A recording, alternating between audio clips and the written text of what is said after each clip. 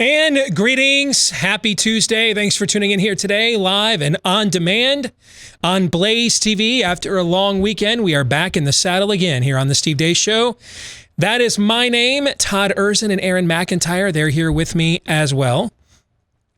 If you'd like to join us today, it's 888-900-3393. That's 888-900-3393. Steve at stevedeace.com. That's how you can email the program. Like us on Facebook. Follow us on Twitter at Steve Deace Show. Over on Parler at Steve Deace. Check out our YouTube channel, youtube.com/Steve Deace. And pre-sales are now available for my new book, the novella sequel to A Nefarious Plot, A Nefarious Carol. It is dropping on December 15th, just in time for Christmas. But you can get your pre-orders today over at Amazon.com. I've heard from a ton of you that have done this already. Thank you very much. My kids are expecting a good Christmas this year, and frankly, it's up to you. Well, let me quote from the NFL. It takes all of us. Takes all of us. Yes, I wrote the thing, but you got to do the thing, Joe Biden. You got to buy it, okay? So go to Amazon.com, get your copy reserved right now, just in time for Christmas. Coming up on the show today, our old friend Billy Hallowell is going to join us to talk about Satan. Yes, we will discuss his new book. It's about demons, the devil, possession. Is this stuff real? We'll get into that at the bottom of the hour.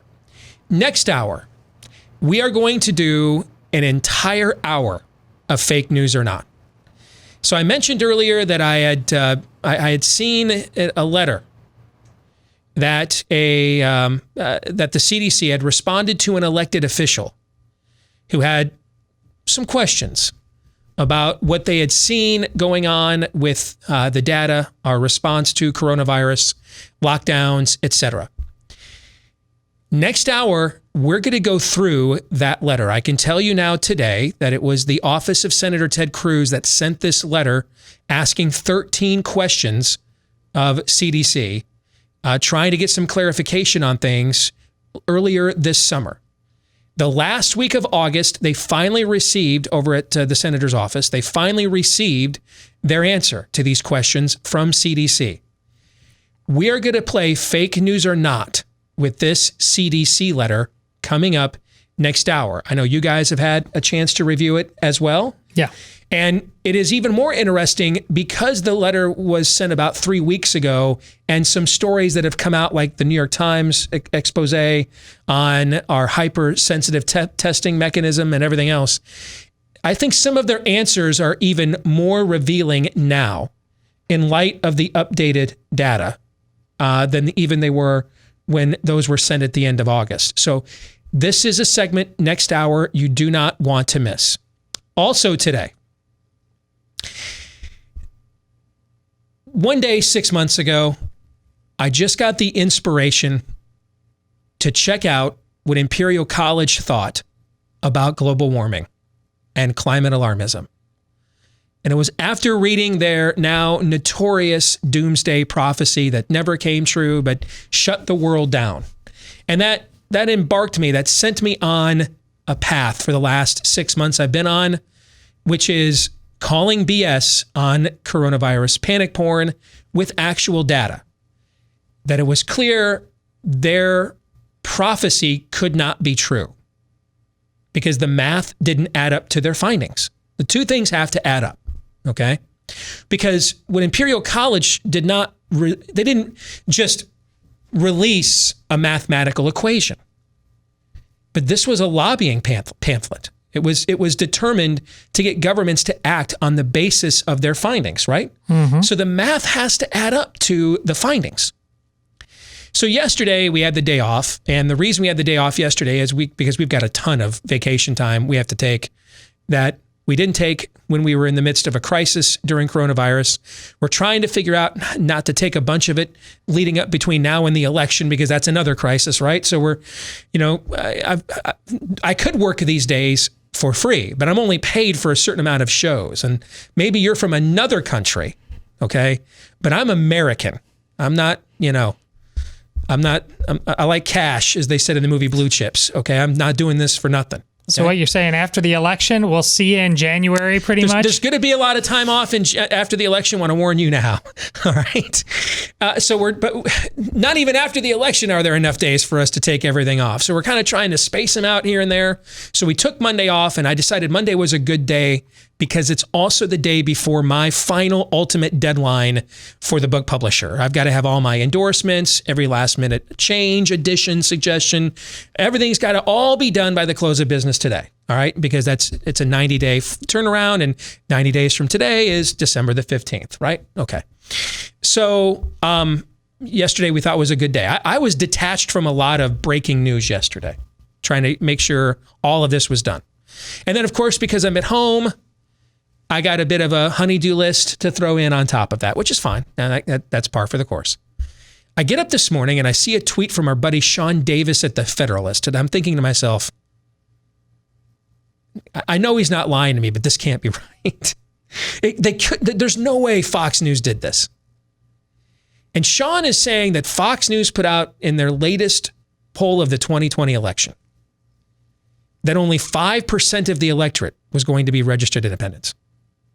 5. Folks, according to Gallup, we are sitting right now on the highest percentage of registered independents like ever, 40%. That's one of the most accurate polls for like 3 decades, is the Gallup poll of party ID. You can almost always determine what is going to happen in November in any election, presidential or midterm, based on the trend line, which party is picking up adherence, right? And I'm like, there's no way Fox News published that poll. No way. So I went and looked for myself. And they did. And this morning that started me on a journey that about 2 hours later, I'm like, holy cow. This is like coronavirus all over again. Assume you're being lied to? I suppose it could be all these people are just at the same time this bad at this. That's an option. It's an option. Okay? Or it's something else.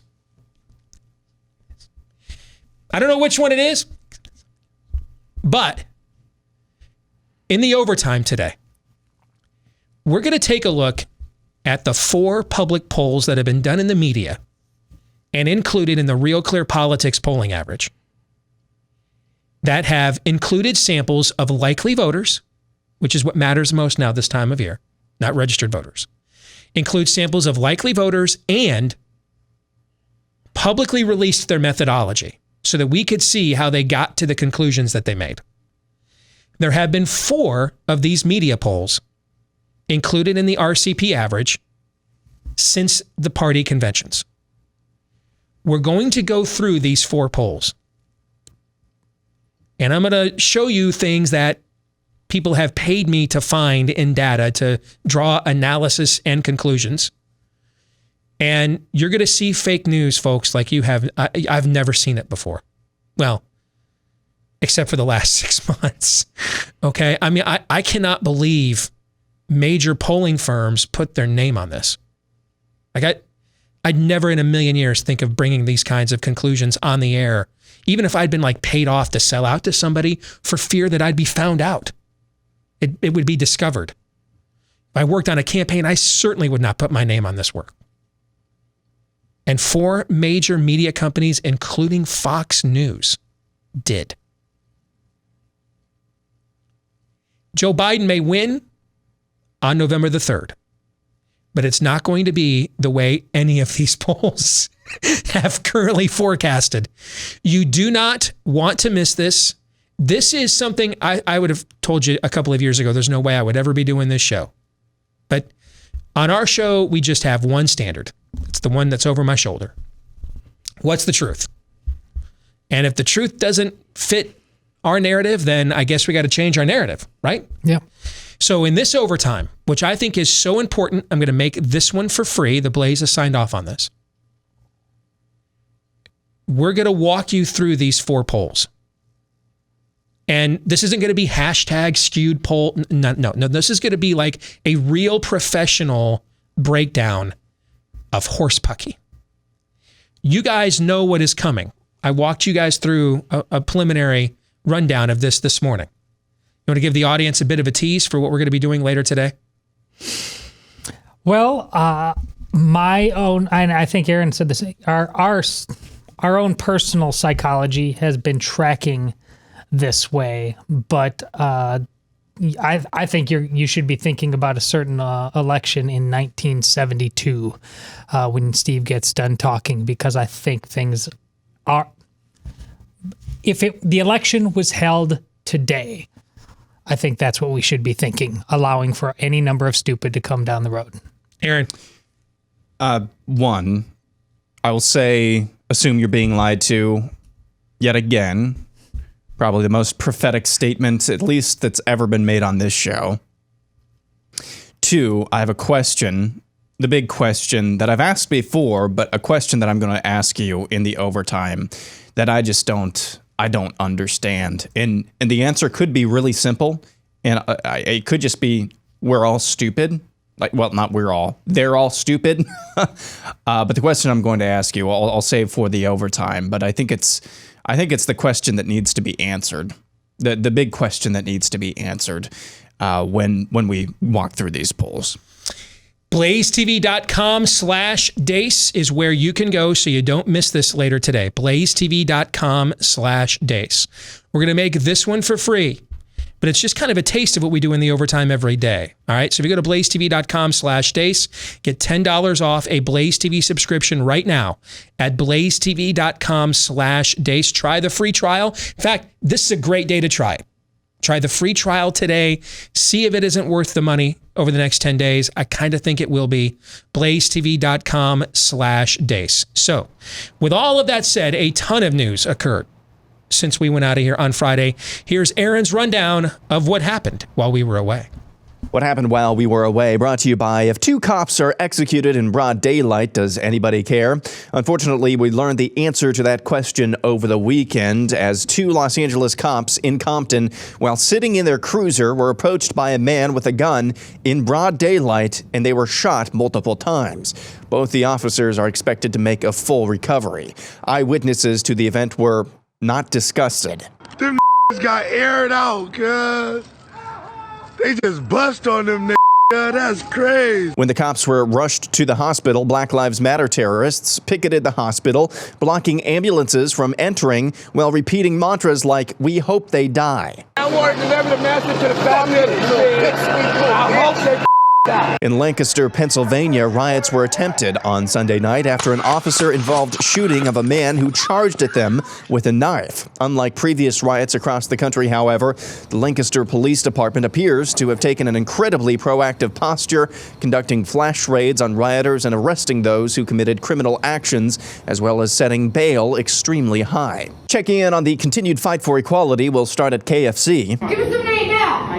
Mashed potatoes and chicken. Here. Mashed potatoes and chicken. Next, we'll go to a recent Spirit Airlines flight. Are you my boss? You are white privilege. You're not my boss. Okay. Sit down. Sit down. Oh, thank you. You're not my boss. I need to. And you're not my boss. You're white privilege. Sit down. Checking in on Kenosha, Wisconsin, while 17-year-old Kyle Rittenhouse rots in a jail cell awaiting his trial after being charged with first-degree murder and attempted murder.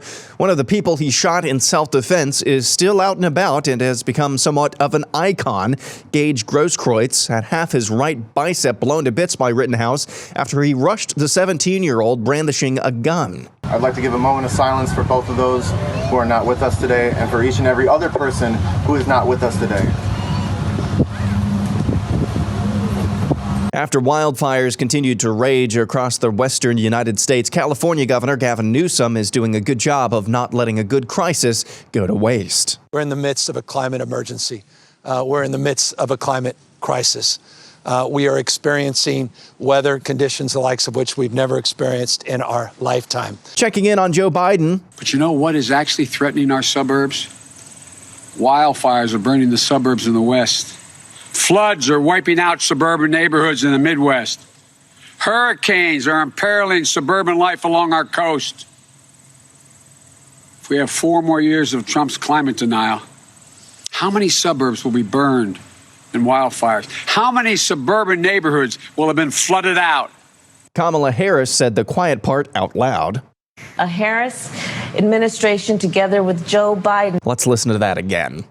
A Harris administration together with Joe Biden. Coronavirus news. A new report from the Los Angeles Times claims the virus may have reached the United States earlier than thought. The story cites researchers from UCLA and the University of Washington who, quote, documented an unmistakable uptick in patients seeking treatment for coughs. The increase began the week of December 22nd, 2019, and persisted through the end of February. Minnesota's state laboratory admitted less than half of its PCR method test positives for the virus were under 30 cycle thresholds. Essentially, that means that fewer than half of the positive tests for coronavirus in that state were even close to being considered contagious cases. Dr. Anthony Fauci definitely has his voice back, and he says that even a vaccine won't save you. It won't be until we get into 2021 that you'll have hundreds of millions of doses. And just the logistics constraints in vaccinating large numbers of people, it's going to take months to get enough people vaccinated to have an umbrella of immunity over the community so that you don't have to worry about easy transmission. And that's what I mean. It's not going to be an overnight event. A federal judge ruled yesterday that Pennsylvania Governor Tom Wolf's coronavirus orders, which shut down the state and closed businesses and gatherings, are unconstitutional. U.S. District Judge William Stickman IV, a Trump appointee, said in his opinion that COVID-19 orders from Wolf and Pennsylvania Secretary of Health Rachel Levine violated and continue to violate the First Amendment right to freedom of assembly and the due process and equal protection clauses of the 14th Amendment. NFL ratings got off to a terrible start over the weekend as their wokeness was taken to a new level, predictably. Los Angeles unveiled its brand new $5 billion stadium with no fans on Sunday night. Ratings for Sunday Night Football fell 23% from last season's debut. Colin Kaepernick, your thoughts? While the NFL runs propaganda about how they care about black life, they are still actively blackballing Eric Reid for fighting for the black community. Eric set 2 franchise records last year and is one of the best defensive players in the league. Deep State update, a recent Freedom of Information Act release from the Justice Department, shows at least 27 instances of phones assigned to Special Counsel Robert Mueller's team being wiped or reset for various reasons, including 15 to passcodes being forgotten or entered too many times. Learning Spanish today, today's phrase is, mass amnesia is totes legit, yo. La amnesia masiva es de fiar, yo. Peter Strzok, meanwhile, the guy who was compromised by having an extramarital affair while making up ish to take down Orange Man, has been going on a media tour recently. Here's what he has to say. I continue to believe that Donald Trump is compromised by the Russians. And when I say that, I mean that they hold leverage over him that makes him incapable of placing the national interest, the national security ahead of his own. And now, stuff you can't make up. A trans Satanist anarchist has won the GOP nomination for county sheriff in Cheshire County, New Hampshire. Ario DeMezzo calls himself the high priestess of the Reformed Satanic Church and ran on a campaign slogan of F-word the police. And finally, feel free to laugh, cry, or actually just laugh. The importance of signing our organ donor cards. But this year, for the first time in my life, I have decided not to sign it. And here's why. I realize how despicable society is, how many evil people are out there, especially since coming to TikTok even more so. And I've decided that there's no way on earth that I want any of you to ever get my organs if I die. The only people I would ever want would be vegan animal rights activists, because I will give those organs to those people and I know they will not be murdering animals to put into that body. And that's what happened while we were away. We're doing great. That's legit. Yeah. I didn't want her organs anyway.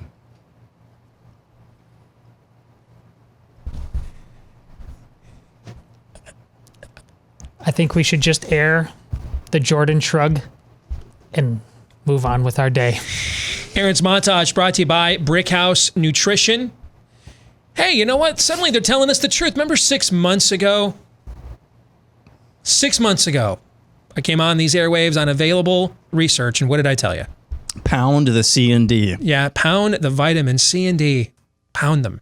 Respiratory viruses don't like sunlight, don't like vitamin. What's the sunshine vitamin?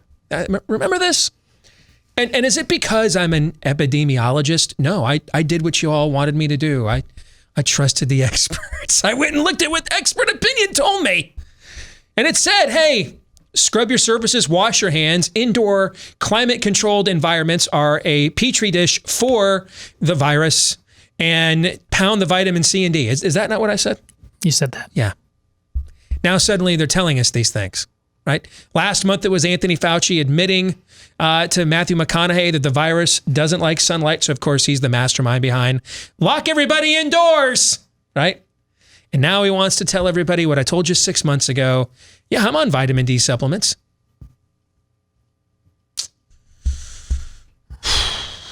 Folks, this is why you want to take advantage of as much preventative possibilities for your health as you can. And one of them is Brickhouse Nutrition. One scoop has a full serving of USDA certified organic fruits and vegetables. You know, the kinds of things that boost your immune system. You know, that. Okay. And Field of Greens, by the way, is also prebiotic and probiotic. So it helps with some of those digestive issues a lot of people are having these days too. Just put it in just put one scoop in any water-based drink, shake it up, and you are good to go. And right now you can save 15% off of your first order with the offer code Steve at BrickhouseSteve.com. 15% off your first order with the offer code Steve at BrickhouseSteve.com. And if you decide, hey, this stuff is good, the kids are into it, let's keep getting it, they'll take 10% off your subscription every month. Offer code Steve for both of those deals when you go to BrickhouseSteve.com. All right, let's get to the smorgasbord that is in Aaron's montage. What happened and is happening right now, but what happened in LA in particular while we were gone. There's just, when you're raising children, there's certain things that it needs to be impressed upon them if they ever go there, that they just simply can't ever. It's just any more than you would like refuse to breathe or eat, right? You ever have to do that with your kids? There's just certain things, and if they cross that line, it has to be impressed upon them in that moment, right then and there. This can never happen again, ever. The stakes are too high, right? Yeah. Can never happen again.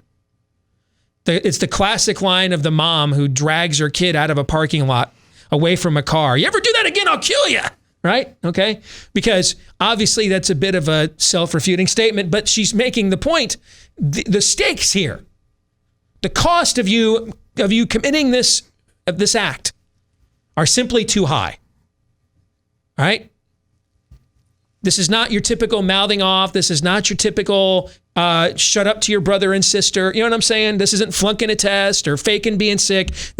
That's not good either. But the stakes here must be confronted with maximum prejudice now, right? Yeah. What happened in LA is one of those moments collectively as a society. There just has to be moments where we say, no, no, no. And the proper response is what the police in Lancaster, Pennsylvania did. Not tolerable, not setting the precedent, not putting up with it. We're not letting our gender-confused medical examiner foobar this thing up. We're not going to listen to our communist governor. We are just going to act. We took an oath to protect and defend. That includes, by the way, our own officers. And we're just going to act. And we're going to send a message that in this community, this won't be tolerated. And if it means we have to inconvenience every last one of you so that you then internally apply the pressure within your own culture saying, I don't want to go through that again. So we don't do that here in Lancaster County. Obviously in Los Angeles County, you do. And it just goes to show I don't know why anybody lives there. I mean, I was just there. I don't know why anybody lives there. I don't. that has to be a no-go. That's like a red line in society. Cannot happen. And yet it did. In broad daylight.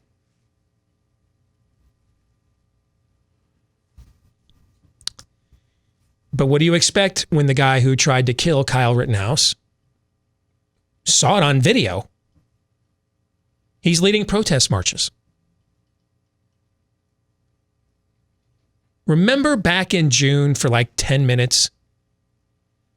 And it started here in Des Moines when a bunch of cops felt really bad about what happened to George Floyd and took a knee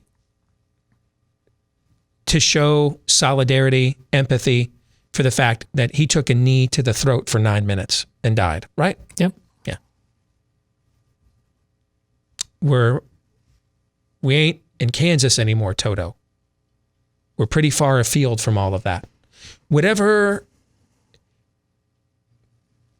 nobility once existed in BLM, or maybe a better way of putting it, whatever perceived nobility once existed in BLM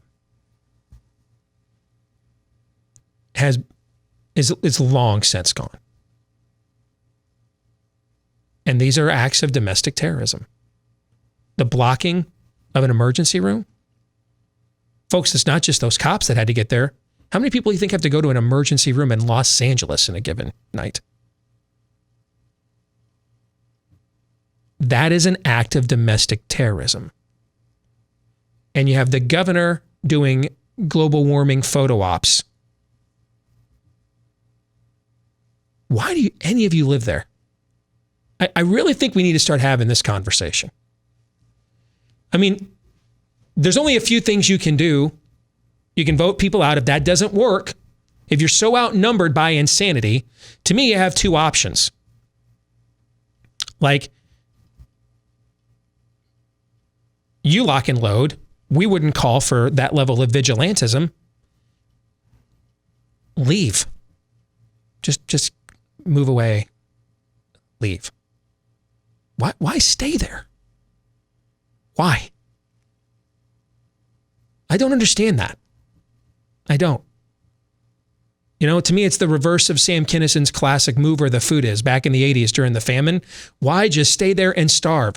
Why stay there and subject yourself voluntarily to this level of insanity?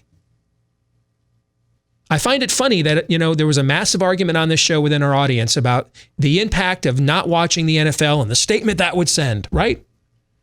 How many people do you think are living in Washington State, California, Illinois? I'm not watching NFL. I'm sending them a message.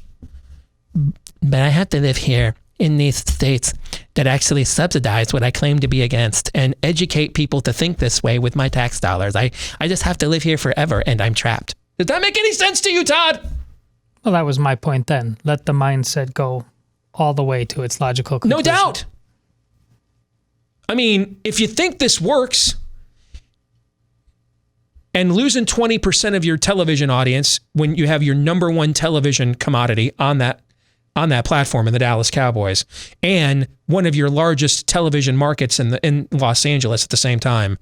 Clearly, you know, it was one thing when you saw the numbers on Thursday night, but that wasn't a competitive game. The Texans aren't really a big brand team. Kansas City's not a major media market. But now you're talking about the number one brand in the NFL and one of the top television markets. That is a yo, no doubt. Well, imagine if like a bunch of you just got up and moved away from these places. Why stay there? I don't understand that. More in a moment. You know, one of the reasons we're taking so many supplements these days is a lot of our food has been stripped of that good stuff so they can have a long shelf life. They have to sterilize, otherwise it spoils. Same thing happens to our pets' food. as well, especially if you buy that dry dog stuff. I mean, they love the taste of it, but a lot of the good stuff they need the most is gone. The vitamins, minerals, nutrients, probiotics, antioxidants, omega oils, etc. That's where Rough Greens VitaSmart comes in. It is not a new dog food, but it's a dog food supplement that you sprinkle on the food your dog already loves, and apparently it's going to love it even more. Our dog Cap loves this stuff. I can't vouch for its taste myself, but apparently dogs love it, and it's going to put all that good stuff back in their food that they really need. So if you want to see, if you don't see a positive change in your dog in just a couple of weeks, why not try the 14-day challenge, the Jumpstart bag, right now available for you when you go to roughgreens.com/blaze. That's RUFF. It's how it's spelled. roughgreens.com/blaze. That's roughgreens.com/blaze.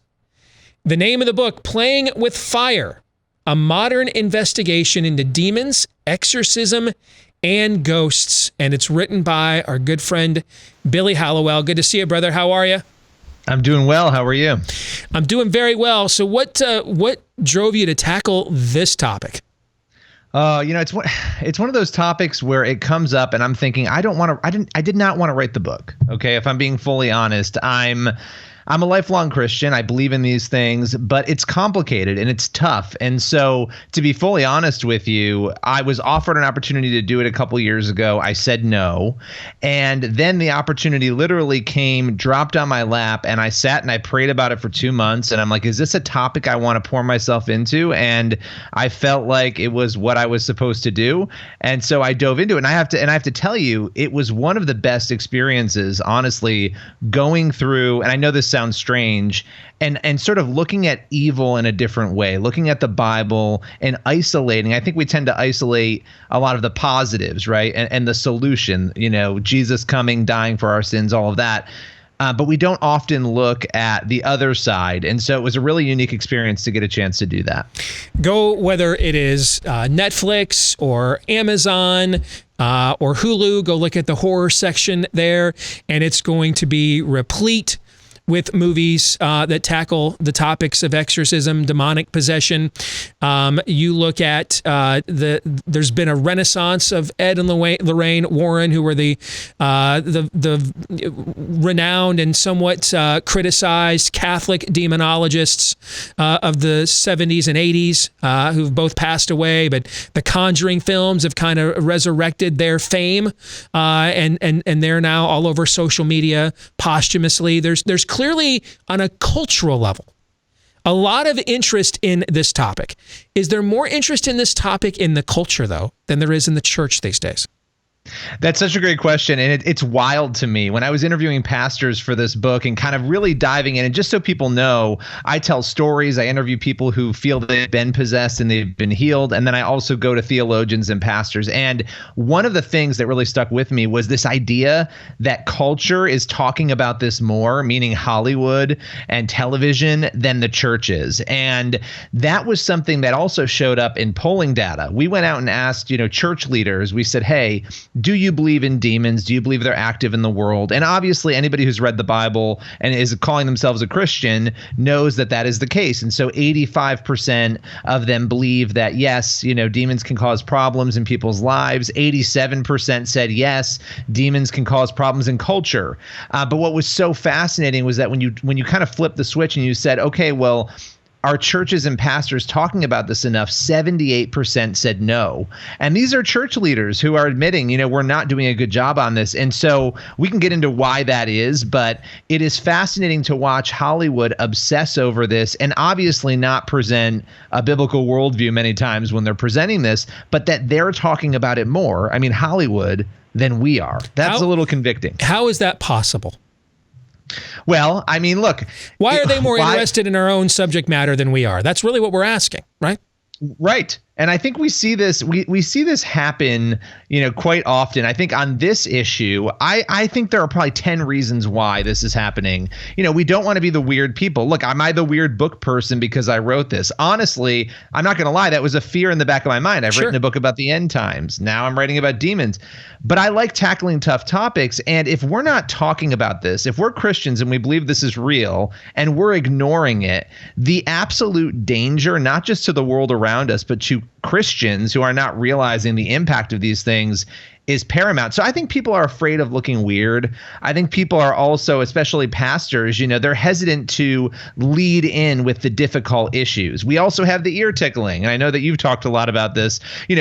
Pastors who are out there only talking about the positives, only talking about, the solutions, but never really getting into the problem, which, by the way, understanding evil actually points you back to your need for grace and for Christ and all of that. So I think there's a lot going on. We've also been dumbed down theologically in the church, and we see this across issues. So it's not a surprise that the materialism of the world would seep into the church in that way.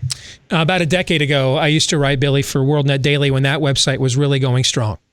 And I used to write about a lot of pop culture things. And my wife and I went to see a film on opening night called Paranormal Activity. I remember that one. And we were the theater is sold out on an opening night. So there's a lot of nervous energy already in the room. And I was fascinated to watch that here we have a couple, an unmarried couple living together, that are being haunted by a demonic entity. And in this film, they go to academia. They go get a demonologist at the local university. They go online and do research. They talk to her father. They seek out like every sector of knowledge on this topic, except one, and it's the church. Like there's no priest that comes in with the full Catholic liturgy. There's no Protestant minister, maybe the Episcopalian parson, so he's wearing the collar because that looks good, in the film. None of those stereotypes. When we had the last kind of satanic panic movie craze in the 70s after the success of The Omen and The Exorcist, right? None of that in that movie whatsoever at all. It didn't even like vilify us or pillory us. It's like we did not exist. It's like they were up against dark forces in the spiritual realm, and the idea that they would come to us for help wasn't even on, it's like we didn't exist on this alternate earth. And that blew me away when I saw this film. I wrote a column about it at the time. And I think that is what, the Conjuring films with James Wan overtly used Christian imagery and language as the pushback against the demonic energy. But in a lot of these films these days, we're not there, bro. No, we're not. What do you think that says? Well, I think it says a lot about us. I mean, the reality is people are fascinated by this. And I was discovering this as I was going through working on Playing with Fire.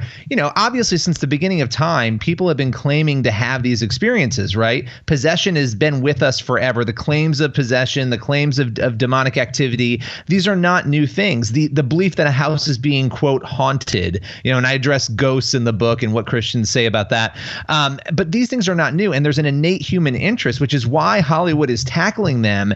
And what is so interesting to me is that so many people, I mean, look around you. If you watch a reality show and you watch an entire season of it, you will see the people on that show go and see a psychic generally at some point. I mean, every real housewife of every city has gone to see a psychic on those shows.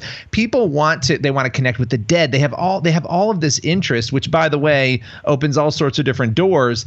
But yet the church is not there to answer those questions. I can't tell you how many people I've encountered who have said, oh my gosh, I went through this horrible thing. I went to my church and they couldn't even help me. They said, oh, we don't believe in that, or oh, we don't deal with that.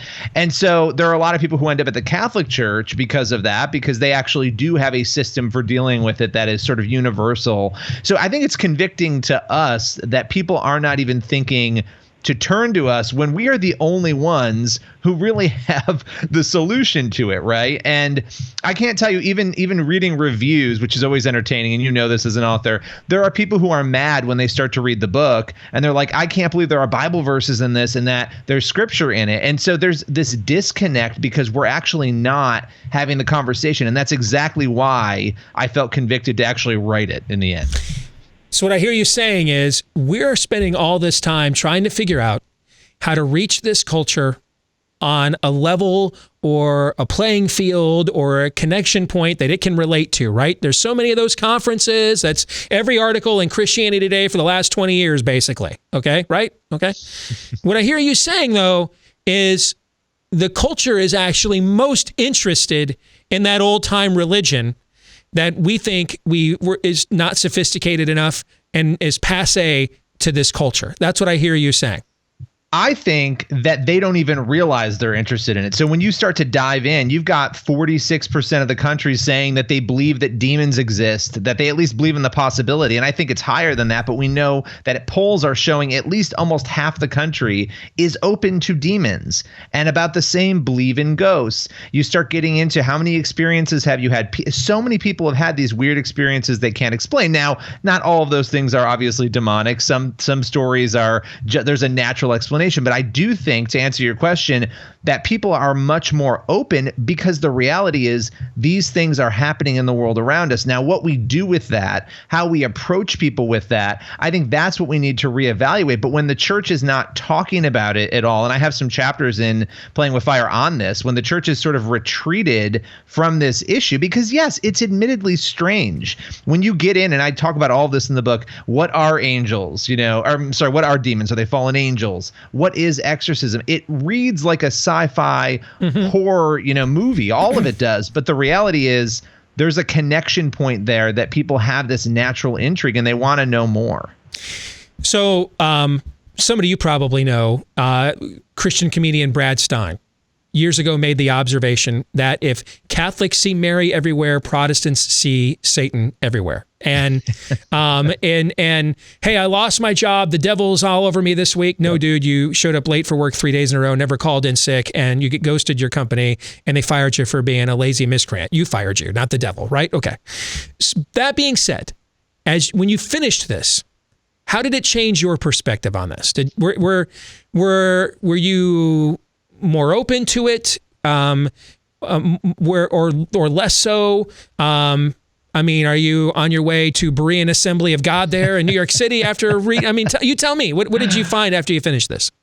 Well, yeah, there's a lot to unpack there. I mean, when I dove into this, I was scared. That was another reason I didn't write it, because I'm a lifelong Christian, and I know we have authority over these things as Christians, but I didn't know a lot about it. I went into this knowing the baseline. I had never isolated scripture about Satan to look at his characteristics. I knew he was bad, obviously. I knew he was the enemy, all the words we use, but to really understand that character of who Satan is and the confusion he's sowing, I knew these things, right? But to really read that, and then to really look at those isolated incidents, and I go through them in the book, where Jesus is going out and expelling demons, what is happening in those situations.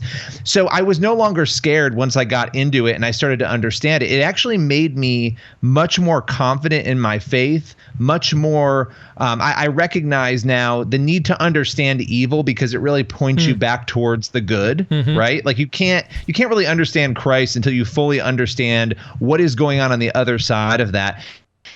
And it gave me a new lens. I've spent the last 15, 20 years talking about politics and culture, and then to really look at culture through the lens of, oh my goodness, the confusion that is being sowed, the chaos that is happening, even though I knew in my mind that it was coming from those places, to feel that in my heart after going through it and to really understand that, it gave me more of a burden to actually pray for others and pray for culture and pray for our leaders more than I ever really had. So I felt, for me, walking away from this, that I got a real sense. And just so everybody knows, I approach this like a Christian, because I am one, but also like a journalist. I wanted to understand the different ideas, the different viewpoints on all of it, so that I could walk away and say, okay, I've got a good idea now of what's happening within the church. And to your point, by the way, I have some chapters on the dangers of over spiritualizing too, right? So, but to simply answer, I'm much more open to the idea that this is happening. And I think oppression, not possession's very rare, but a spiritual oppression is happening really frequently. And if we're not aware of that and talking about that as a church, not only is our church in danger, the physical building, but the people within it are. And so, yeah, there's a lot there, but it was one of the most interesting projects I've ever worked on. Playing with Fire, a modern investigation into demons, exorcisms, and ghosts. Billy Hallowell, good to see you, brother. Good to have you back on the show. Thanks for having me. You bet. Take care. So I saw that that GOP sheriff's candidate that won the nomination there, the Reformed Satanist. Do you guys know what's Reformed? Does that mean he's a 5-star? He's a 5-point Aleister Crowley? What's that? I mean, he believes in demonic predestination. I mean, what's 5-star or what's Reformed Satanist mean? If you don't know, I refuse to look it up.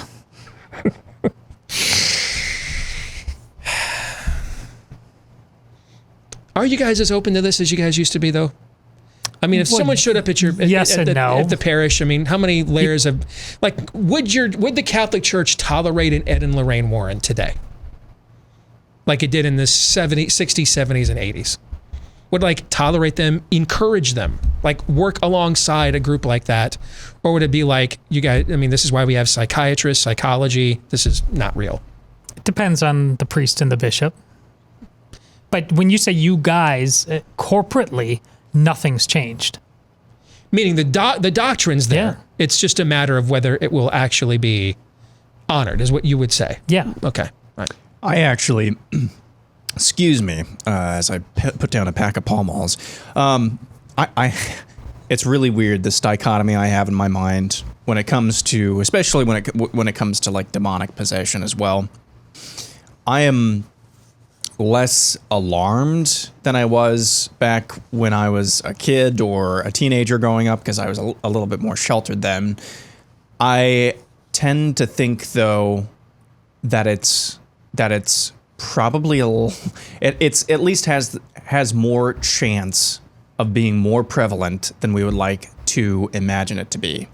Because if you saw a video show up on your Twitter feed or your Facebook feed that purported to show a demonic possession, the average person would, that's a deep fake. That's CGI. It would be a lot more easy for the devil to get away with that nowadays than it used to be. I am fascinated by the part of the conversation him and I had that there's a lot of interest about this in pop culture, more so than there is in our own churches. Hour 2 is next. We're back for hour 2, live and on demand on Blaze TV, radio, and podcast. Steve Deace here with Todd Erzin, Aaron McIntyre, and all of you. Let us know what you think about what we think via the stevedeace.com inbox. Steve@stevedeace.com. That's DEACE. Like us on Facebook. Follow us on Twitter at Steve Deace Show, over on Parler at Steve Deace. And then our new YouTube channel, youtube.com/Steve Deace. If you are a podcast listener, we love you just the same. Thank you very much. 2 things we would ask for you to do in exchange for liking the program is hit that subscribe button if you haven't done so yet, wherever you podcast from. Leave us a 5-star review as well. The more of those things that happen, and we have gotten quite a bit of them already, but the more of those things that happen, the more the show grows. And we want to thank all of you that have done those things for us already. Hour 2 of the program is underway, brought to you by Car Shield. Few things in life, if you're me, elicit more fear. I'm not really much of a fear-based being to begin with. So the list of things that get a fearful response from me is un poquito. Okay, I just don't like living based on fear. I spent a lot of my childhood living in fear, and I just vowed when I got out on my own, I'm not living as an adult a life of fear. Okay, but one of those things is when the check engine light comes on. Know what I'm saying? I got you. That can be either something I don't know how to fix or more money than I want to have to spend. And either one of those scenarios, it's not good. Okay? You don't have to worry about that, though, if you get Car Shield. They offer a wide range of protection plans that can save you thousands for a covered repair, which means that check engine light, a lot less scary when it comes on when you got Car Shield. And you have the freedom to choose your favorite mechanic or dealership to do the work, and Car Shield gets the rest taken care of for you. Even if your car breaks down while you're traveling, the choice of a repair shop, it's still up to you. And on top of that, there's no long-term contracts or commitments. The payments are flexible, and Car Shield plans are customizable to your exact need. That's why they're America's #1 auto protection company.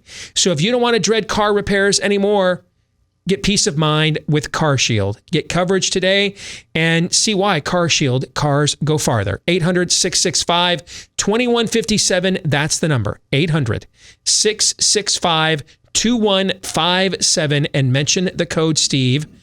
Or visit carshield.com and use the code Steve to save 10%. Carshield.com, promo code Steve. Remember, deductibles, depending on the plan you choose, may apply. So earlier this summer, the office of Senator Ted Cruz sent a detailed letter with a baker's dozen questions to Robert Redfield, the head of CDC, seeking clarification on, frankly, some of the issues shows like this have been bringing up with what we have and have not been getting from CDC. The last week of August, CDC, Robert Redfield, the director, sent his response to Senator Cruz's office. The senator's office has been kind enough to allow us to share this response with all of you today. And that's going to be our topic for fake news or not. We're going to look at the 13 questions this hour that Senator Ted Cruz's office asked Robert Redfield at CDC, and we're going to look at his answers. And we're going to determine, based on our own extensive research on this topic and the various topics that are going to come up in this conversation, is what you're watching and listening to from CDC, is it fake news or not? Now, gentlemen, all three of us are going to chime in here. I want to remember, though, I want to throw one handicap in there, because I've been really hard on Robert Redfield this year, and I think it's been entirely justified. But let's also keep in mind the answers to these questions were authored the last week of August. We're sitting here now about 2.5 weeks later since this letter was sent, okay? And there have been news and recent developments that have come up in the last 2.5 weeks. So when it's possible, let's keep that in mind in how we handicap whether the context of what we're hearing here is fake news or not. Okay. Okay. All right. So here's the first question that Senator Cruz's office asked Dr. Robert Redfield at CDC. To what extent are repeated positive tests counted as new coronavirus cases by the CDC, other federal entities, and state entities? All right. So how are they counting this, and why was this pertinent? Because you have people coming back to work, they're being tested repeatedly. How many times are we being tested if we go back to school, we go back to college campuses, right? And so how are they categorizing these numbers? Okay, what does it look like when they're adding the math? Here was CDC's answer to Senator Cruz's office. Quote, new coronavirus cases are intended to represent a single infection per person, regardless of how many positive tests a person has had. Rare duplications are possible, for example, if test results are submitted with incorrect names or dates of birth. This is not the norm, CDC lab testing data counts total tests performed, not the number of unique people tested. So these data will include dual reported tests and repeat tests. Gentlemen, your thoughts on that answer? I think I'm good with that. There's a ton of other reasons why the numbers are high, and I'm glad this one seems to have largely set aside. I can accept this one. Aaron, what do you think? Largely, I guess I can. I always get tripped up when it comes to just my general posture towards the CDC, and the word intended there. You see that? Yeah. New coronavirus cases are intended to represent. Why would you need to throw the word intended there if you're the chief disease policy making and data gathering body in the Western world? Why would you need to throw the word intended there? Surely there were some, and again, this seems like nitpicking, but again, surely there were some pandemic related flow charts for how you would count things just in general. Yes, this is a novel coronavirus, but it's not a novel virus. It's not a novel pandemic necessarily. So why the hesitation there? That would be my only sticking point. Help me reconcile the first and last sentences of this answer. New coronavirus cases are intended to represent a single infection per person, right? Last sentence, CDC lab testing data counts total tests performed, not the number of unique people tested.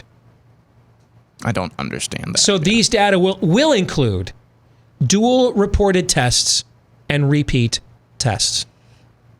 I thought he was saying we also have that information as well, because it couldn't, otherwise it's a gross contradiction. I agree. I thought he was saying we have this demarcated in multiple ways, but we do know unique individuals, but we also know. I mean, help me, if my goal is to find out who is and who isn't infected, then I'm trying to remember, is it the denominator we're talking about here, not the numerator? Okay. If the goal of the denominator is to find out how many people are infected, shouldn't the denominator be the amount of people tested and not the amount of tests? Yes. Because the tests aren't infected, the people are, right? I'm trying to find out which people require treatment, which people require, require treatment. So isn't it based on the people then not the amount of tests? Needs further clarification. Yes, I think this answer is actually very confusing. Oh, it's confusing. It was so confusing that my reaction was, I can buy this because they can't possibly have put forward in their first question something so contradictory. Can you now see? My eyes are reading that last sentence as we have the data both ways. Yeah. Yeah. So who's filtering that out then? But that's not a... Is it being filtered out? Is it, or is it being filtered out? But I'm not discouraged that they have lots of data on all these fronts. That's not the sin. It's if they are confusing it. And it seems like they're telling you, no, we have all this data in both ways, but we're clear on how to separate it. I'm surprised I'm giving him... You're right. It could be interpreted that way. I agree that it could be interpreted that way. I also think it could be interpreted the way I'm suggesting. And if I'm that cynical on question one of this baker's dozen, we're not going to get very far, man. I know. This is the first question. Because ultimately, it would seem that a person could test positive multiple times in order to find out if it's safe for them to return, right? Mm-hmm. But it's still just the same person infected the whole time. Yes, You see what I'm saying? I do see what you're saying. Why is it so hard to clarify this then? Because they're not good at this. But I do think that, for all of these phantom unknowns that we've all agreed upon basically on this show, you know that this is still a coronavirus, and you keep needlessly panic porning, but it's important to have the data of the people who have tested multiple times to see ultimately how they track over time. That's not unimportant to have, but it would be gross malfeasance. And he's telling you right out of the gate, we're not counting it as multiple new positives. So we just have... Here's the question then. Based on this answer, and I'm quoting the answers from the letter. You guys have both... I gave you guys both hard copies of the letter Dr. Redfield sent Senator Cruz's office. Yes. Okay? I'm quoting from his answers. Based off the way this is worded, do you just trust them face value that they're filtering that out in their case count? You're making me... See? I know. Okay. I'm not, by the way, I don't know that they're not. I'm just saying that I don't find this answer as instantly clarifying as I had hoped that it would be. That's all. Listen, because we know so much on multiple, I find the other reasons for there's other places for us to fight back. I hear you. As much or more compelling than this one. Listen, I think the odds of somebody being tested over and over again positive are not nearly as damaging when you apply cases to public policy as the virus cycle threshold score, right? Okay. What we're doing there collectively does a lot more damage in terms of locking down the country than this talking point. I agree with you on that. I just expected this one, man. Be pointed. Yes, I expected this one to be hanging curveball over the plate. No, we're not that dumb. And I didn't get that answer when I read this, okay? I got it. The truth is, I really read it the way that you did, but I really think you could read this the other way too. Which is why I was hedging a little bit when I answered. Like, I'm pretty sure I think I kind of, sort of, yeah. All right, question 2 that Senator Cruz asked Dr. Redfield at CDC. Earlier this year, it was reported that the CDC in some states were combining the count of antibody tests with diagnostic tests. Has the CDC corrected this problem? If so, what steps has CDC taken to correct this problem? Has the CDC provided states with clear guidance to ensure uniform and accurate reporting? Have all states taken similar actions to correct this problem? Now, keep in mind, one of the states that was doing this originally was the senator's own state. Texas was one of the states counting antibody tests with diagnostic tests. I believe Arizona is still doing this, and some other states are as well. Okay. Now, I believe, just as an aside, I believe every state's doing this unintentionally. Why? Because they've dialed up the sensitivity of the cycle viral threshold so high that some of what they're picking up in these viral artifacts are antigens. And they are unintentionally doing an antibody or immunity study and including that in their positive cases. And I believe that's going to get proven here shortly, okay, in the next week or month or two, okay? But that's one of the theories I'm working on right now, okay? But so I think every state is doing this, but unintentionally. But that wasn't an issue at the time the senator wrote this note. This was just about we're taking an antibody test and counting a positive for an antibody as a positive case. Texas was doing this at first. This is Dr. Redfield's answer to the senator's question.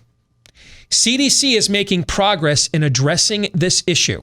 CDC has been rapidly moving to a more detailed form of COVID-19 electronic laboratory reporting from state and jurisdictional health departments to CDC that seeks to more clearly identify the type of test that was administered. As of August 6th, 37 states and jurisdictions have converted to this more detailed reporting to CDC, which represents more than 71% of the laboratory testing volume in the country. So here's what this means. At least this is what I think it means, because I'm interpreting his work. It means up to 29% or close to 1/3 of the results as of early August were double dipping between antibody testing and diagnostic testing, okay? And it means that up until August 6th, who knows how much of it was double dipping. See, my analysis is just the reverse. Had a lot of confusion and fake news at the top, but then assuming they're not just lying straight to your face at the bottom, okay, you're doing that now. That's good. That's fine.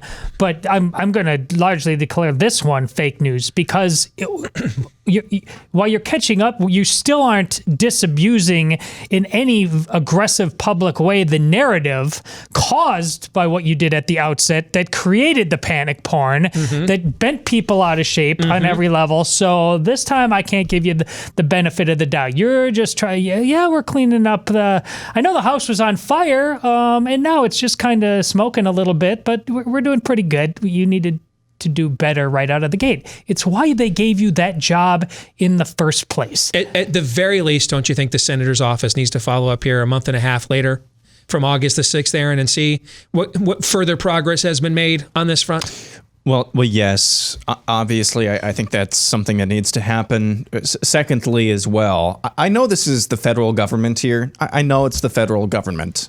So expect nothing? So expect nothing. Expect things, if they do move, to move extraordinarily slow.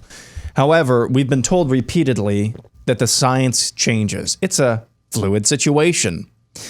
Why wasn't the situation with the combining and the conflating of antibody and testing results, why wasn't that changed fluidly, very quickly? Mm-hmm. How hard is it to send out a papal encyclical from the CDC saying, do not combine your antibody and direct testing results? End of story. When you report these things, when you report these two different data sets, report them differently. Do not combine them. How hard would that have been? Who's the president, Aaron? Yeah. So very hard. All right. Now, I'm telling you, you guys know the questions to come. There's going to be a lot more confusion to come. We have tackled two of the more clarifying answers. Yeah. Okay. And it's 12:18, guys. All right.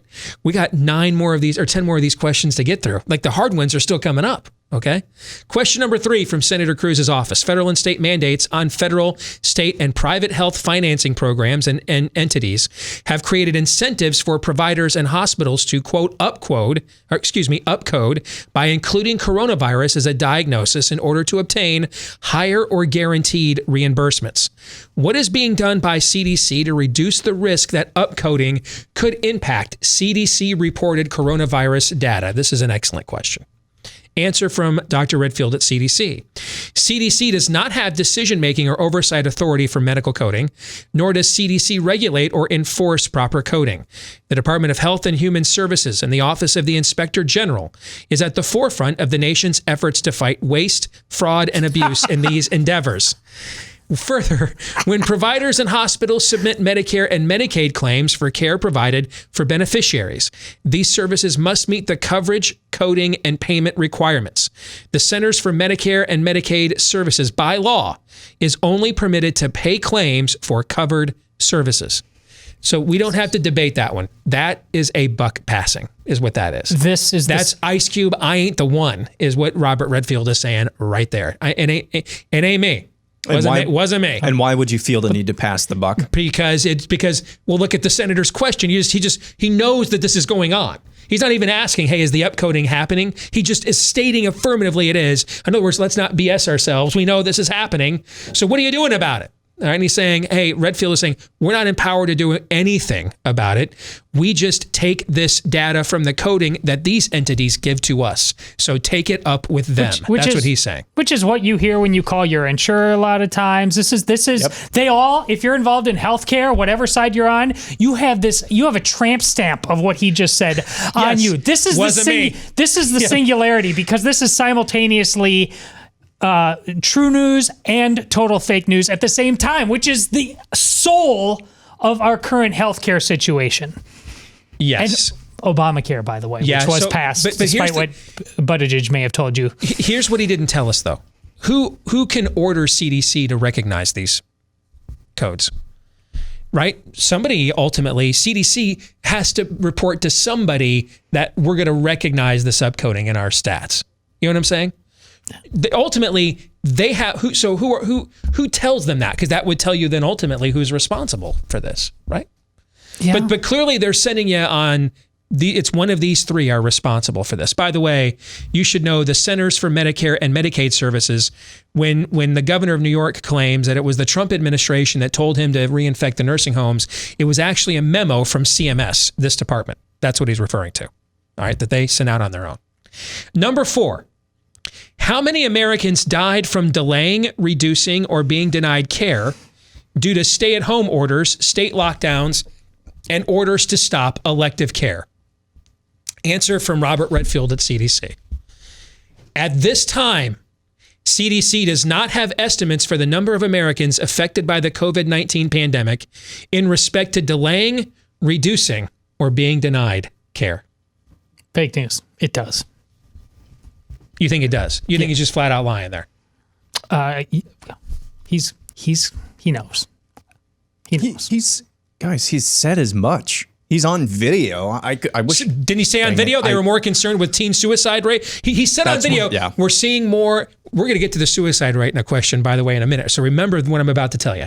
He said on video, Redfield did, that right now we're seeing a higher increase in teen suicides than we are transmission of the virus amongst school-aged children. That's the video you're talking about, right? Correct. Right. Okay. This is where... Remember this when we get to a question later on here. Remember what I just said, all right? See, he's involved in the data on this level as you are politically. So you know where to look. So this is basically... He knows that all the numbers are in their separate pots right there. Yep. They just haven't brought it together. So he's just saying...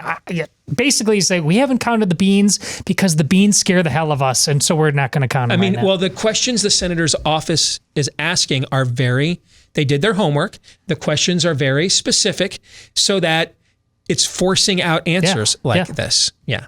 Number 5. How have the reported incidents of suicide, drug abuse, and other diseases of despair and social isolation changed year to date from comparable periods from 2018 and 2019?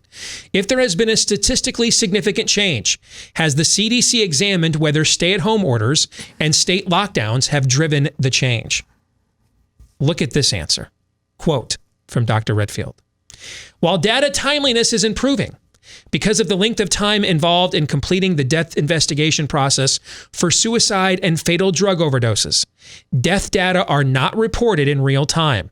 Therefore, the most recent preliminary death data available is from 2019. CDC collects near real-time data on non-fatal suicide attempts and non-fatal drug overdoses. Because the most recent death data reported is from 2019, CDC is unable to estimate suicide or drug overdose deaths in 2020 or draw comparisons between 2019 and 2020 suicide death rates. Preliminary analysis data indicates a higher percentage of emergency department visits for suicide attempts between January 1st of this year to July 21st or 25th of 2020 than we observed during the same time period in 2019. This difference is, listen to this, is most pronounced between the week of March 8th through the 14th of 2020 and April 5th through the 11th of 2020, when we observed a 50% increase in the percentage of emergency department visits for suicide attempts when compared to the same time period in 2019. Then CDC notes this in their answer. President Trump declared a national emergency on March 13th of 2020 and on March 16th of 2020 asked Americans to stay home when possible, unquote. Now, they don't connect the dots, but it's pretty obvious that Dr. Redfield is implying here, at the very least, and urging you to do the math, that the 50% spike in ER visits for attempted suicides or suspected suicides directly correlated to when we went into hardcore lockdown in the country. That is the closest to true news we've had since the first question. And even to it's chilling, it's scary, we know the cause. And if we actually didn't have to worry about real time, about actual completed suicides, it would be even more unpalatable. So allow me to just kind of pull my punches on this a little bit. But yes, it's bad.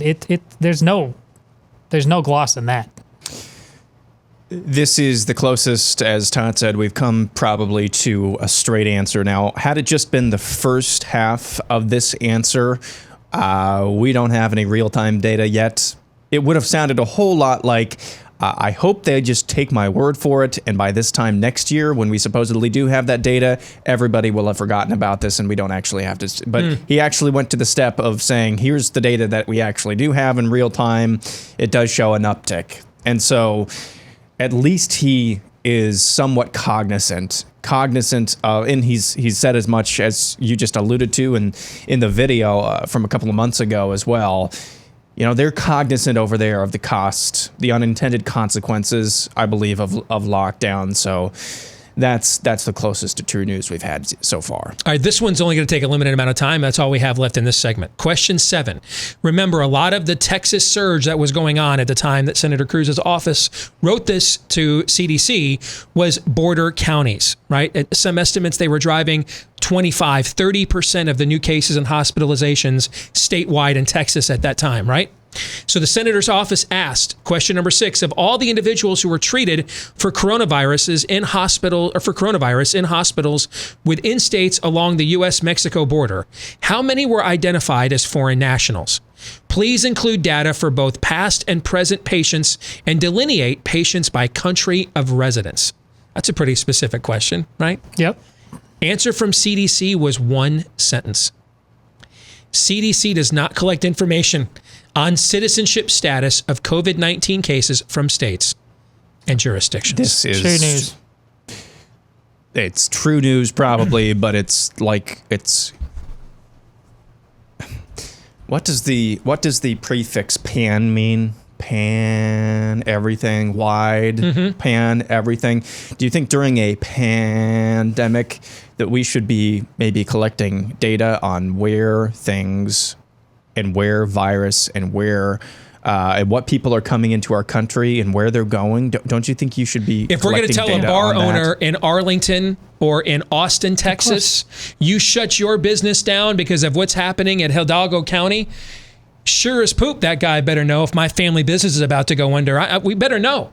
If you're telling me I got to shut my business down in Austin, Texas because of what's happening on the Rio Grande, sure as poop, I better know, Todd, what's going on down there. Of course, but again, this is the singularity. It is true news, but it is the fakest of fake, which is our healthcare industry. And now you're bringing in the border and how we handle that to boot. There's no logic. There's no common sense of it. He couldn't have. He wrote that because he know anything else just puts him in incrimination. Oh, absolutely. Yes. All right, we're going to try to get through the back half of these, and the topic of masks is going to come up when we get to these questions. You don't want to miss this as we continue on right here on Blaze TV, radio, and podcast. Next. So what does COVID-19 have to do with losing your home? Well, it turns out it could be quite a bit. The FBI says since the virus has struck, cybercrime has skyrocketed 75% in America. And one of the leading cybercrimes right now is home title theft, because cyber thieves have figured out that our home titles are kept online. So they forge your signature on a quitclaim deed and refile as the new owner of your home, and then you're off the title. They will destroy you by taking out loans in your home, stealing the cash, the equity you have built in. And then they stick you with the payments, and you may not even find out until you get a late payment notice or maybe even a foreclosure notice in the mail. Home Title Lock, though, will help you prevent this from happening. They will put a barrier around your most valuable asset, your home, your safe haven. And the moment they detect any tampering whatsoever, they will mobilize to shut it down. But first things first, go to HometitleLock.com, register your address to see if you're already a victim, and then use the promo code Steve for 30 free days of protection. That's the promo code Steve at HometitleLock.com, promo code Steve. All right, let's get back to this letter and the answers. This is a letter that Senator Ted Cruz's office sent over to Dr. Robert Redfield, head of the CDC, earlier this summer, seeking clarification on a lot of the issues shows like this have been raising with the data or lack thereof that we were getting at the time. They received an official response from Dr. Redfield at CDC. I want to say, is the letter August 25th, 26th? I know it's the last week of August. Correct. Is when they received their responses. We are going through these questions and CDC's answers and determining which of these are fake news or not. Now we got to accelerate the pace a little bit because this is one of the shorter segments, all right? So let's continue. Next question. How many Americans, Senator Cruz's office asked, have recovered from coronavirus? Is the CDC aware that other countries have released data on this point? In the absence of clear recovery data from the CDC has created a point of confusion among Americans. Answer. States and other jurisdictions maintain the data on the number of Americans who have recovered from COVID-19 and do not report these to CDC. There is no standard method for determining recovered COVID-19 patients at the national level. Now, I'm going to take this one myself, okay? This shouldn't be a problem. His answer should not be problematic. But the problem is that it is. And the problem is why? Because we did a national policy of all these lockdowns, right? If we had not done these lockdowns, then there's nothing wrong with having this data stratified at the state level where local departments of health are the closest to the situation. But if CDC, remember when CDC had guidelines recommending mail-in balloting, remember that earlier this year? They say they didn't close the schools, but then they put in such draconian standards for keeping them open earlier this year, there was no point in trying it. Meaning that if we're going to nationally have, hey, shut down for 15 days to flatten the curve, 30 days to slow the spread, then by golly, yeah, there needs to be a nationally standardized, way for us to track this data. Otherwise, how would I ever know when we win? If I live in Idaho, don't you think I kind of want to know what the national stats are if my kid's school in Idaho is shutting down because New York is a hellhole, right? You know what I'm trying to say? Oh, I do. Since we nationalized this from a public policy standpoint, you bet your sweet Bippy we better have a national idea of what the recovered patient rate is, because it matters. It's determining our public policy. So it shouldn't matter because we should have never done the lockdowns. They were stupid. We've never done anything like this before. But since we're doing them, then yeah, we kind of need to have a uniform standard for what a win looks like. You bet we do. Next question from CDC, number 8. Oh boy. How effective are masks in preventing the transmission of coronavirus? Please provide data on the effectiveness of cloth masks, surgical and procedural masks, professional respirators, including N95 respirators, and eye and face protection equipment in preventing transmission of coronavirus. Now, here's part of the answer. The rest of the answer is citing a bunch of studies, and we're going to talk about that here in a minute, okay? N95 respirators reduce the wearer's exposure to airborne particles from small particle aerosols to large droplets and protect the wearer to exposure from coronavirus. Unlike N95s, face masks are loose-fitting and provide only barrier protection against droplets, including large respiratory particles. Most face masks do not effectively filter small particles from the air and do not prevent leakage around the edge of the mask when the user inhales. In other words, when you breathe. The role of face masks is for patient source control to prevent contamination of the surrounding area when a person coughs or sneezes. Individuals with confirmed or suspected COVID-19 should wear a face mask until they are isolated in a hospital or at home. While the available science does not allow us to say definitively that masks offer personal protection to the wearer, evidence is mounting that they likely do, after pointing out that they likely don't. Our best evidence is based on studying other respiratory infections, and yet they didn't have us wear masks for these other respiratory infections all these years. Growing evidence supports the concept that as the number of people wearing masks in the community increases, transmission among individuals in that community decreases. Now, we could do a whole show on this answer, right? Okay. There's a multitude of studies that he cites here. Most of them, though, are in other countries and with populations in the hundreds, small communities, isolated communities like a nursing home or something of that nature, right? Did you guys look through these studies as well? Sure. Okay. The one study that I think is the most interesting is he points to a Goldman Sachs study that was published earlier this summer, looking for, hey, can we just wear, like what I suggested in March, let's just wear masks and not shut the economy down, right? Okay. Remember when I suggested that? Yeah. And people at places like CDC told me I was nuts. Okay. So Goldman Sachs did a study with this as a premise. Here's what it found. It requires 15% mask usage for every maximum 1% of cut downs on the transmission of the virus. And to me, that's the study that's the most applicable to the context of this question, because we're trying to figure out this question, how to open the whole country up. So 15% mask usage led to, according to Goldman Sachs, anywhere from 0.06 to 1% reduction on a given day in the transmission of the virus. So 15% to 1% was the best case daily scenario for the efficacy of masks, according to the Goldman Sachs study cited in this very CDC letter. Now, I know we could go off an entire show on just this question, but we have other questions to get to, but I got to let you guys respond to this. Go ahead. So you're saying there's a chance. This is both these last two answers. You know, that scene in Volunteers where John Candy is teaching the the other volunteers that don't speak English so well how to play poker. And, he's like, oh, yeah, well, see, you have a full house right here. And in America, that beats my 2 pair. But since we're playing here, it's the other way around. Honestly, these guys are paid how many figures to do this on our behalf? Do these sound like people are really interested in getting to the bottom of things? They open the answer by saying it doesn't protect the wearer. And then they said, but the evidence is mounting that it does. I can't believe I'm losing to this guy, said John Lovitz. So remember Dr. Fauci's main contention with HCQ, hydroxychloroquine, which was then parroted in an incredibly snide and condescending way by CNN's John Berman to that poor Ivy League epidemiologist. I can't even remember his name now because he's been erased because he's a quack now as well. Oh, Dr. Harvey Risch. Yes, thank you. From Yale. Yeah. Regarding the efficacy of hydroxychloroquine. And the main supposed bugaboo, no randomized controlled trials. No randomized controlled trials. Where's our randomized controlled trial for masks? It's too dangerous to try one. Dangerous to try one. Yeah, apparently it's too dangerous to try one.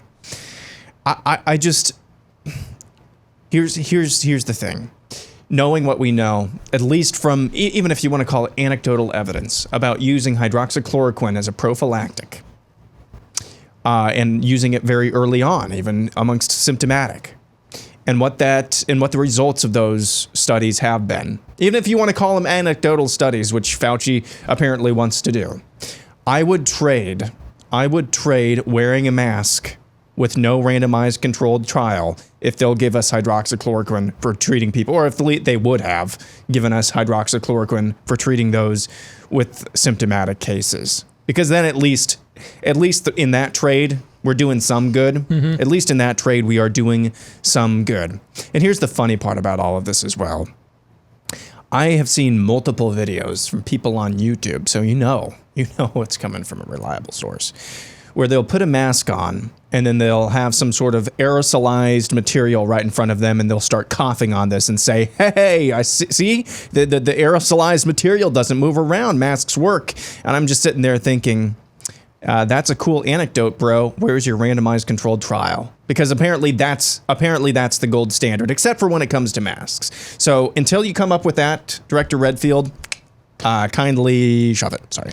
All right, we're going to skip the last question because it's about schools, and I think that answer is kind of outdated given the fact that schools are open and we have real-time data. We're going to go through these last 3, and then I'm going to let you guys respond to them as a block when we're done. Okay? Number 9. The question is, of those deaths attributed to coronavirus, how many of those deaths would have likely occurred at some point this year because of other causes? Dr. Redfield, this is a question that is difficult to answer because there is no data or scientific evidence that can indicate for certain whether deaths would have occurred from other causes. However, I did this. I went and looked at CDC's excess death estimates in the U.S., and it has increased 8 to 12% compared to this time last year. However, the excess deaths in the U.S. actually peaked in April and have leveled off since June. I'd like to see Sweden's excess deaths as well. So, in other words, once we got past New York and New Jersey, you got your answer. A lot of people are dying who sadly probably would have died from this or other causes at some point in the next 12 months. Okay. Number 10, what percentage of those who have contracted coronavirus are estimated to be asymptomatic? Answer from Redfield. Due to the nature of syndromic surveillance, which picks up an increase in people being sick, asymptomatic cases from people who never seek medical care will always be missed. The current best estimate for a percent of infections that are asymptomatic in the U.S. is 40 to 45%. However, the percent of cases that are asymptomatic remains uncertain, and further systematic studies are ongoing. Keep in mind how high that number is, and we shut the country down, okay? Next question, what percentage of those who have contracted coronavirus are estimated to have mild symptoms or symptoms not requiring hospitalization? Dr. Redfield answer. CDC has efforts ongoing to use a variety of data sources to provide estimates of the fuller burden of COVID-19 in the U.S., including both hospitalized and non-hospitalized cases. In addition, CDC has implemented multiple large-scale seroprevalence studies, that's an antibody study, to better understand the prevalence of infection throughout the U.S. population over time. The first summary of these data from 10 states demonstrated a higher level of infection in the population than had been reflected by confirmed case counts. I can tell you it was between 11 to 24 times more infections than their case count in every state. Most of these unrecognized cases are likely asymptomatic or mild infections in people who recovered at home without seeking medical care and testing. And then the final question. Has the CDC studied or analyzed whether any protest rallies held during the period of March 2020 to the present contributed to or increased the spread of coronavirus? If so, please provide the underlying data, including the location of the increased transmission. If no, please explain whether the CDC expects to study this issue in the future, right? So the CDC, the guidelines on social distancing comes from which entity? CDC, right? Which events have had the least amount of social distancing of any in this country in the last 6 months? Protest, riots. I was going to say church, but you know. Answer from Robert Redfield is one sentence, quote, CDC is not currently studying or planning to study COVID-19 transmission at rallies or protests. So, gentlemen, think about your answers after I get to this. If you're looking for a real estate agent that you can trust, if you're going into this market of uncertainty, make sure you go to realestateagentsitrust.com. How do I find that agent with a track record of success that's been fully vetted? Well, the name kind of says it all. They don't get listed unless they've agreed to be transparent and vetted, and then they passed the vetting itself. So go to realestateagentsitrust.com. Anywhere you live in the country, there might be some remote area you want to move to. We can't help you, but just about anywhere else. Realestateagentsitrust.com is where you can go to find that agent who will go all in for you at realestateagentsitrust.com. Gentlemen, your thoughts on this final block of questions and answers? I want to zero in on question 10 regarding asymptomatic. I think that figure was 40 to 45% was the estimate of asymptomatic cases. One, I just saw yesterday a video from Dr. Fauci back in March. Now, this video went viral for a different reason.